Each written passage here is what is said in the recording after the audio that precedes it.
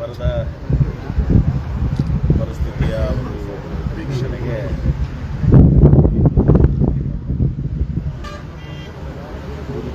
ಈ ಹಿಂದೆನೇ ನಾವು ನಿರಂತರವಾಗಿ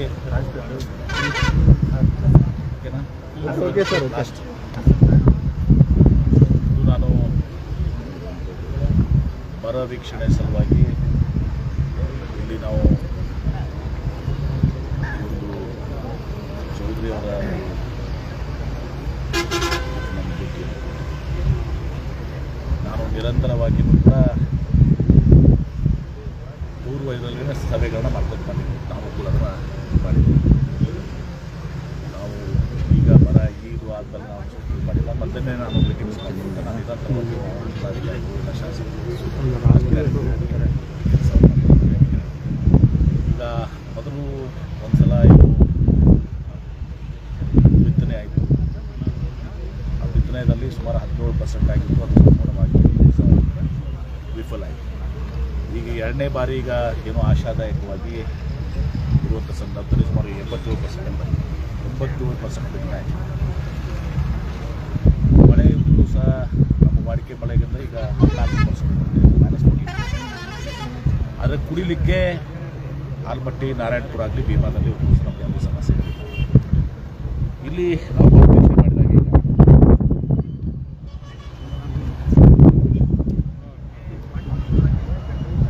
ಈ ಸುರೇಶ್ ಚೌಧರಿ ಅವರ ಇದರಲ್ಲಿ ಸಾಮಾನ್ಯವಾಗಿ ನಾವು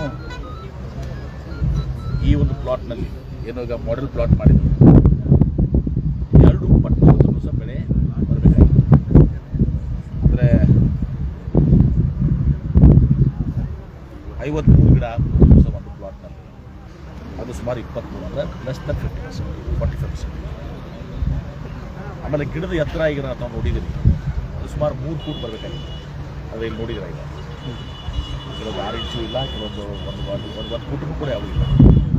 ಅದರ ತಕ್ಕಂತೆ ಅವು ಆ ಟೊಂಗೆಗಳೇನಿದಾವಲ್ಲ, ಬ್ರಾಂಚಸ್ಸು, ಅವು ಕೂಡ ಸುಮಾರು ಟೊಂಗೆಗಳು ಹತ್ತಾಗಬೇಕಾಗಿತ್ತು. ಅದನ್ನು ಕೂಡ 5 ಹೂಗಳು ಮುಂದೆ 9 ಆಗಬೇಕಾಗಿತ್ತು. ಅದು 3 ಓದಿನ ಪರಿಸ್ಥಿತಿ ಒಂದು ಒತ್ತಳಿ ಒಂದು 3 ಭಾಗ ಆಯಿತು. ಹೀಗಾಗಿ ಒಟ್ಟಾರೆ ಇಲ್ಲಿ ನೋಡಿದಾಗ ನಾವು ಸುಮಾರು 1.5 ಕ್ವಿಂಟಲು 2 ಕ್ವಿಂಟಲು ಇವತ್ತಿನ ಪರಿಸ್ಥಿತಿಗೆ ಇವತ್ತು ಈಲ್ಡ್ ತೋರಿಸ್ತದೆ.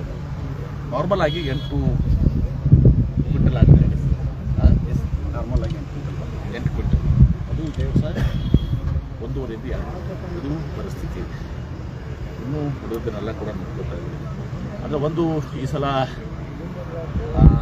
ಕೃಷಿ ಇಲಾಖೆ, ತೋಟಗಾರಿಕೆ ಇಲಾಖೆ, ಇವತ್ತು ವಿಶೇಷವಾಗಿ ನಮ್ಮ ಜಿಲ್ಲಾಧಿಕಾರಿ ಈ ಹಿಂದೆನೂ ಕೂಡ ಈ ಕ್ರಾಪ್ ಇನ್ಶೂರೆನ್ಸ್ಗೆ ಅದು ಮಿಡ್ ಸೀಷನ್ ಡೈವರ್ಸಿಟಿ ಅಂತ ತಿಳ್ಕೊಂಡು ಸುಮಾರು 230 ಕೋಟಿ ರೂಪಾಯಿ ಇವತ್ತು ಪರಿಹಾರವನ್ನು ಸಿಗುವ ಹಾಗೆ ಅವರು ಲಕ್ಷ್ಯವನ್ನು ವಹಿಸಿದ್ದಾರೆ. ನಾನು ಒಳ್ಳೆ ಕೆಲಸ ಮಾಡ್ತೀನಿ. ಈಗಲೂ ಕೂಡ ಪ್ರತಿ ಸಲ ಕ್ರಾಪ್ ಇನ್ಶೂರೆನ್ಸ್ ಬಗ್ಗೆ ಏನಾಗ್ತಾಯಿತ್ತು, ಭಾಳ ಸಲ ಸುಮಾರು 90,000 ಆಸ್ಪಾಸಾಗಿದೆ. ಈ ಸಲ ಕಾಳಜಿ ವಹಿಸಿ ಎಲ್ಲ ವಿಲೇಜ್ ಸೊಸೈಟಿ, ಹಳ್ಳಿಗಳೆಲ್ಲ ಸೊಸೈಟೀಸು, ಬ್ಯಾಂಕರ್ಸು ಎಲ್ಲರಿಗೂ ಕೂಡ ಇದು ಮಾಡಿಸಿ ರೈತರ ಮನವೊಲಿಸಿ ಮತ್ತು ಸೊಸೈಟಿಗಳು ಎಲ್ಲರನ್ನೂ ಬ್ಯಾಂಕರ್ಸ್ ಎಲ್ಲರೂ ಮನವೊಲಿಸಿ ಸುಮಾರು 2.5 ಲಕ್ಷ ಸಹ ಕ್ರಾಪ್ ಇನ್ಶೂರೆನ್ಸ್. ಅಂದರೆ 1.5 ಲಕ್ಷ ಜಾಸ್ತಿ ಆಗಿದೆ ಪಾಲ್ಸಲಾಗಿದ್ದ, ಅದು 1.5 ಪಟ್ಟು. ಅದು ಒಂದು ಒಳ್ಳೆಯ ಬೆಳವಣಿಗೆ ಇರ್ತದೆ ಸರ್. ಇನ್ನೂ ಕೂಡ ಇವತ್ತು 4 ಕಡೆ ನಾವು ತಿಳಿಸ್ಕೊಡ್ತಾ ಇದ್ದೀವಿ. ನಂತರ ಮುಂದಿನ ಮತ್ತೆ ಒಂದು 13-14 ಕ್ಷೇತ್ರ ಅಲ್ಲಿನೂ ಕೂಡ ನಾವು ಭೇಟಿ ಕೊಡ್ತಾ ಇದ್ದೀವಿ. ಆದರೆ ಇದೆಲ್ಲದಕ್ಕೂ ಪೂರ್ವವಾಗಿ ಒಂದು ನಾವು ಸಭೆಗಳು ಮಾಡಿ ನಮ್ಮ ಇದರಲ್ಲಿ ನಾವು ಇದ್ದೀವಿ. ಕೇಂದ್ರ ಸರ್ಕಾರ ಯಾವಾಗ ಇವತ್ತು ದಿವಸ ಇದನ್ನು ಬರ ಘೋಷಣೆಯನ್ನು ಮಾಡ್ತಾರೆ, ಆವಾಗ ನಾವು ಸನ್ನದ್ಧರಾಗಿದ್ದೀವಿ. ನನ್ನ ಒಂದೇ ಒಂದು ಸೂಚನೆ ಅಂತ ಹೇಳ್ತೀನಿ, ಯಾವುದೇ ರೀತಿಯ ತಪ್ಪುಗಳಾಗಬಾರ್ದು. ಅವರು ಕೂಡ ಒಂದು 10% ಅದರಲ್ಲಿ ಕೂಡ ಇವತ್ತು ದಿವಸ ನಾವು ಸರಿಯಾಗಿ ವೈಜ್ಞಾನಿಕವಾಗಿ ಈಗ ಹೇಳಿದ್ದಾರೆ ಮುಂದೆ, ವೈಜ್ಞಾನಿಕವಾಗಿ ಇವತ್ತು ದಿವಸ ನಮ್ಮ ರೈತರು ಸಂಕಷ್ಟದಲ್ಲಿದ್ದಾರೆ. ವಿಶೇಷವಾಗಿ ಮಳೆ ಆಧಾರಿತ ಕೃಷಿ ಮೇಲೆ ಏನು ಅವಲಂಬಿತಗೊಂಡಿದ್ದಾರೆ, ಅವರಿಗೆ ಸೂಕ್ತವಾದ ಎಲ್ಲ ಬೆಳೆ ಪರಿಹಾರ ಆಗಲಿ, ಅವರಿಗೆ ಸಹಾಯ ಹಸ್ತವನ್ನು ಕೊಡುವಂಥದ್ದು ಆ ದಿಶೆಯಲ್ಲಿ ಎಲ್ಲ ಸಚಿವರು ಜಿಲ್ಲೆಗಳಿಗೆ ಭೇಟಿ ಕೊಟ್ಟು ಮಾಡ್ತಾ ಇದ್ದಾರೆ. ನಾವು ನಮ್ಮ ಜಿಲ್ಲೆಯಲ್ಲಿ ಮೊದಲಿನಿಂದ ತಯಾರು ಮಾಡ್ಕೊಂಡು ಬಂದಿದ್ದೀವಿ. ನೀರಿರಲಿ, ಬೆಳೆ ಇರಲಿ, ಮೇವು ಇರಲಿ, ಮತ್ತೊಂದಿರಲಿ. ನಾನು ಈಗಾಗಲೇ 2-3-4 ಸಭೆಗಳು ಮಾಡಿದ್ದೀವಿ, ಮಾಡಿ ಶುರು ಮಾಡಿದ್ದೀವಿ. ಈಗ ಉಳಿದನ್ನು ನೋಡಿಕೊಂಡು ಇವತ್ತು ಮುಂದಿನ ವಾರ ಬಂದರೆ 2-3 ಮತಕ್ಷೇತ್ರ ಕೂಡ ಅಲ್ಲಿನೂ ಕೂಡ ಅಲ್ಲಿದೆಲ್ಲ ಸೇಮ್ ಇರ್ತಾರೆ. ಮತ್ತು ಈ ರಿಪೋರ್ಟ್ಸ್ ಎಲ್ಲ ಕಡೆ ಇದೆ. ಆ ರಿಪೋರ್ಟ್ಸನ್ನು ನೋಡ್ಕೊಂಡು ಒಂದು ದಿವಸ ಬಹುಶಃ ಇದೆಲ್ಲ ಮುಗಿದ್ಮೇಲೆ ನಾಳೆ ನಿಮ್ಮ ಜೊತೆ ಮಾಡ್ತೀನಿ. ಸರ್, ಈಗ ಸದ್ಯಕ್ಕೆ ತಾತ್ಕಾಲಿಕವಾಗಿ ಏನಾದರೂ ಪರಿಹಾರ ರೈತರು ಸಿಗೋದು ಅದನ್ನು ಚರ್ಚೆ ಮಾಡ್ತೀನಿ ಕ್ಯಾಬಿನೆಟ್ನಲ್ಲಿ. ರಿಪೋರ್ಟ್ಸ್ ಎಲ್ಲ ಈಗ ನಾಳೆ ಅಧಿವೇಶನ ಪ್ರಾರಂಭ ಆಗುತ್ತೆ 13ಕ್ಕೆ. ಈಗ ನಾನು ನಾಳೆ ನಾಡ್ದು ನಾನು ಬೆಂಗಳೂರಿಗೆ ಹೋದ್ಮೇಲೆ ಇವತ್ತು ದಿವಸ ನಾನು ಅಲ್ಲಿ ಮುಖ್ಯಮಂತ್ರಿಗಳಿಗೆ ಇದು ಮಾಡ್ತೀನಿ, ಬೇರೆ ಬೇರೆ ಜಿಲ್ಲೆ ಮಾಡ್ತೀನಿ. ಅದು ಕ್ಯಾಬಿನೆಟ್ನಲ್ಲಿ ಒಂದು ದಿವಸ ಎಲ್ಲ ಚರ್ಚೆ ಮಾಡಿ ನಾವು ರೈತರ ಪರವಾಗಿದ್ದೀವಿ.